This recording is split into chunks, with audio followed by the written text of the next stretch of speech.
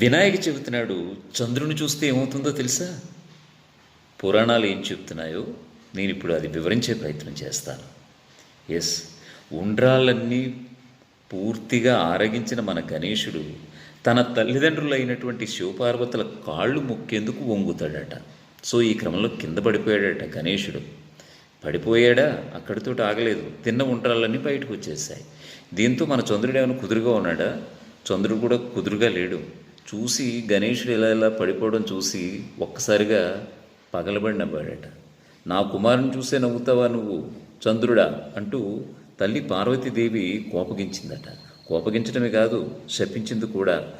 నిన్ను చూసిన వాళ్ళందరూ కూడా నీలాపనిందలు గురవుతారని శపించిందట. సో వెంటనే తన తప్పు తాను తెలుసుకున్నటువంటి చంద్రుడు క్షమాపణ చెప్తాడట. దీంతో కోపం కాస్త తగ్గించుకుని మళ్ళీ కండిషన్స్లో కాస్త మినహాయింపు ఇచ్చింది ఆ నీలాపనిందల పైన.